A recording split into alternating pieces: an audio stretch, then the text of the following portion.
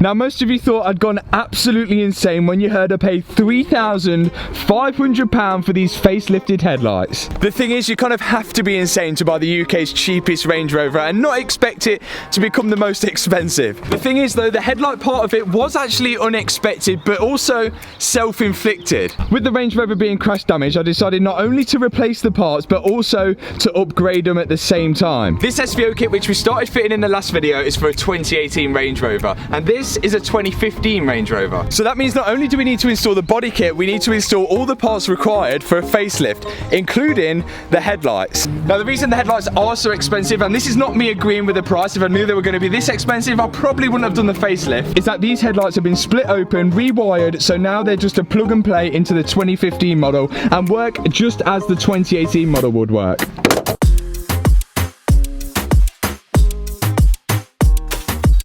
After replacing the full dashboard to change the airbags, I also painted the steering wheel airbag from cream to black, and you wouldn't even know. That looks sick.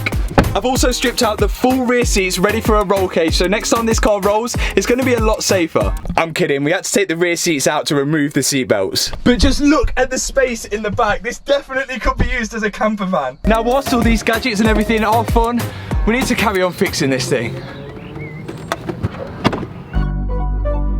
Now, first thing on the list is the steering issue. If you remember right, I've shown you in the last video, I had a weird fault when turning the steering wheel to the right. There'll be a sort of tight point just over halfway, and if you go past that tight point, then a lot of faults appear on the dashboard.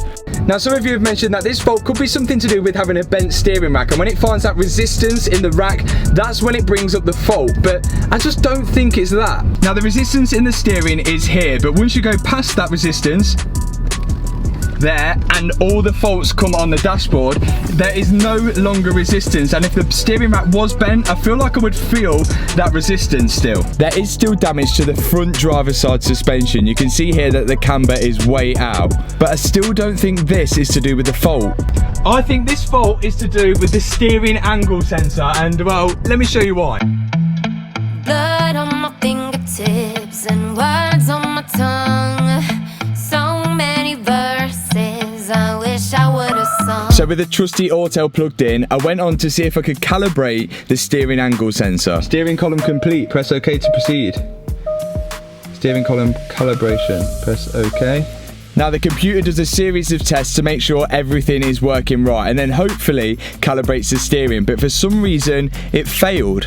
So I seem to have found one problem, which might be the issue, it might not be the issue. It won't actually calibrate the steering angle sensor, because to calibrate it, it needs to go down and up, but it won't go in and out. Whether that's going to be the issue with the angle sensor or not, I don't know, but that's definitely an issue and we need to have a look at that. So instead, I read the fault codes and I found that there was a fault for the steering angle sensor module. So I clicked on this in hope to see some live data from it. Live data, there we go. So right now, according to the car, it thinks the steering wheel is turned 360 degrees. You can see that here, but the steering wheel is in a straight line, and so are the wheels. So if I turn the wheel one turn to the left now, we have a steering angle reading of 10 degrees, or wait, let's get it bang in the middle.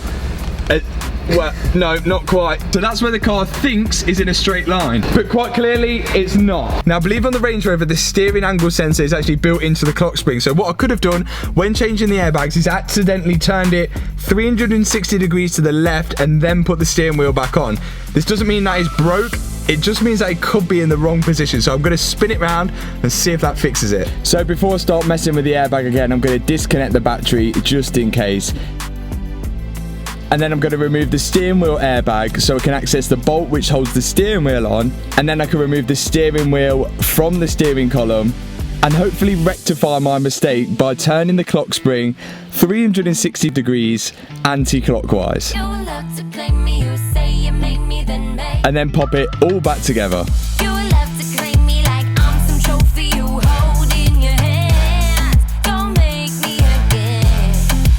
Okay, so it's all on apart from the airbag, just in case we need to take it off again. I'm going to start it up, check the live data, see if now the steering says it's at 0 degrees, which is in the center. If it is, we're all good to roll. We can put the airbag back on. Let's find out. Steering wheel angle sensor, yes! We are at 0. So that should mean we can go all the way to the left. No issue. Can we go all the way to the right? No resistance. And it was a self-inflicted mistake after all. My bad, I make mistakes, I don't know everything, it's bound to happen. One job done, on to the next one, which is the rear seat belts. Only one seat belt has turned up in the post, but we can start fitting it. Now the rear seat belts are quite fiddly and difficult to fit. There's a lot of trims in the way. But let me tell you what's not fiddly and difficult, and that's building a website using Squarespace, who have sponsored today's video. Now Squarespace do everything from online stores to marketing tools and analytics. It really is the all-in-one platform to build and run your business. And I'm pretty sure I can show you how easy it is to create a website by the time I've fitted that seatbelt. Now selling products online has become increasingly popular, as I would know from buying most of my parts online. And setting up an online store with Squarespace has never been easier. Once I've chose a theme, I can drag and drop my own logos in there, drag and drop my own photos in there, and then begin to add new products. I've decided Range Rover headlights seem to be the most profitable thing, so I've decided to sell Range Rover headlights. And as easy as that, I've started a website and added my first product. I could even see what it looked like in mobile. And quite conveniently, this was all done in the time it took me to fit a rear seat belt in the Range Rover. So when you need a website, go to squarespace.com or just click the link in the description box below, and when you're ready to launch, you can use code Matt Armstrong, and that's going to give you 10% off your first website or domain name. That's Squarespace. Oh.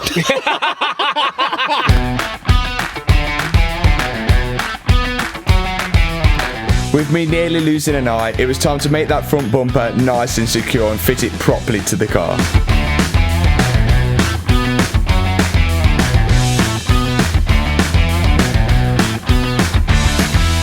Okay, so now the front bumper is properly secured on, and it actually fits really nice. The bumper meets the wing really nicely. It's almost a better than OEM panel gap. It goes all the way around the headlight, fits nice and snug. We have the bottom splitter as well, and all the trims, which it just fits really nicely for a £1,500 kit. I'm actually really surprised. Now, only recently it seems to have become a thing where you guys are sending me pictures on Instagram of panel lining up and like panel gaps of Range Rovers that you're seeing out on the road, and you're gonna end up getting me in trouble soon. But honestly, I had so many comments on the first video of this saying that this chassis was bent because none of the doors and the panels were lining up properly. But I've spent so long trying to line these doors up with the body lines whilst also maintaining a nice panel gap. This front one does still need to go higher. The main problem being the boot. Remember, we spent a long time trying to line this body line up in the boot, all just to find out that they actually leave the factory with panel gaps and body lines, well, just like mine. So next time you're out and you do see a Range Rover, take a look for yourself. I'm not saying the build quality is bad or that I could do better. There's some really good stuff in this car, and I actually do really like it. I'm just mentioning it to cover me from the people saying that the car's bent because the doors and the panels don't line up right.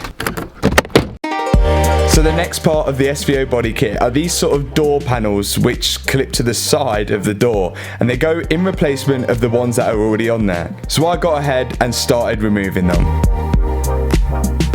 I'm not actually sure what the new door panels do. I think they're just a little bit thicker and make it just look wider and lower to the ground. But it was fairly simple to replace them. Everything was all on clips, and there was just one bolt holding these door panels to the door.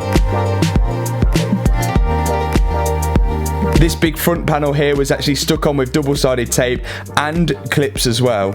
I'm just going to clip mine on and not use the double-sided tape just yet, because obviously this door and the most of the car has got to be painted, so it will have to come back off again for that.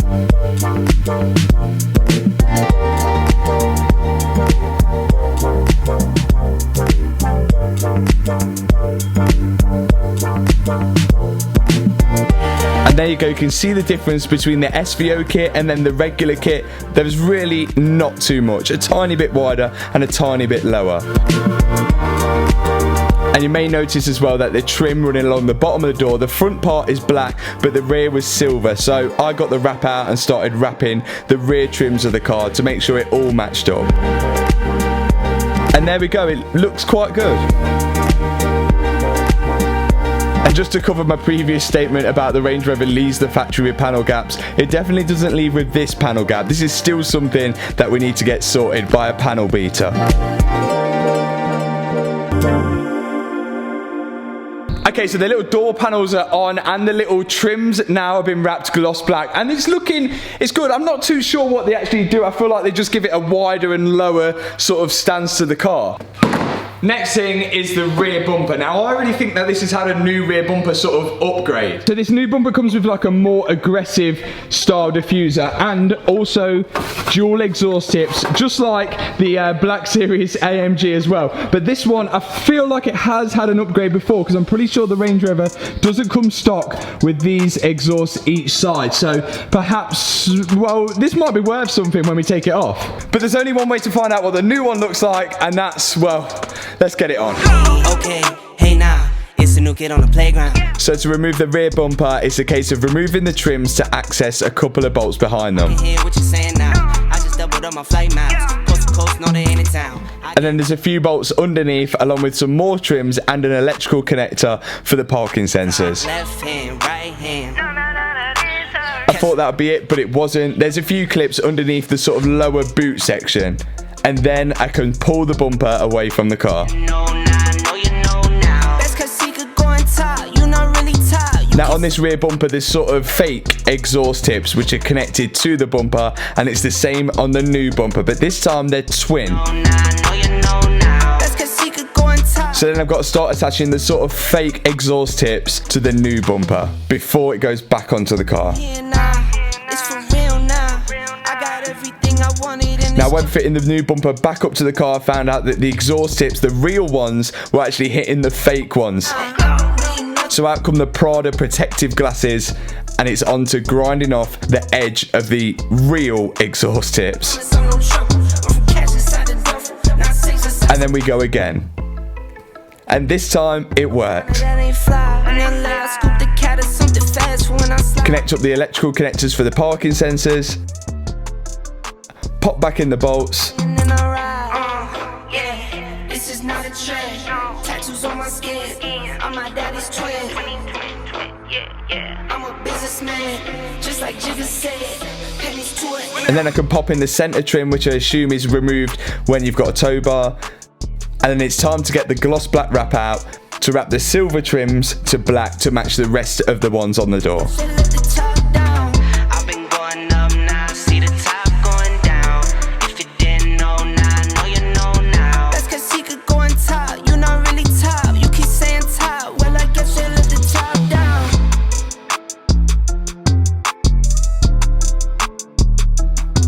And we're finally getting there. Near enough, the whole body kit is just about on. We're just missing a few more parts. The new rear bumper is on, along with all the wrapped trims and the exhaust tips, which we had to sort of cut down the exhaust to make that fit, but I can't see that being an issue. And we also need to black out the rest of the diffuser, because this part here, which is, I guess, you remove for the tow bar, which we will need a tow bar eventually to pull the GT86, that bit needs to go black. Now, to add on to the little door panels, we also have more parts which have arrived. Inside here are the side steps which go along the underneath of the car. I feel like a Range Rover isn't complete without the side steps, but I don't want to fit them just yet, because I feel like it's going to be a nightmare to put in and out the ramp with those side steps on.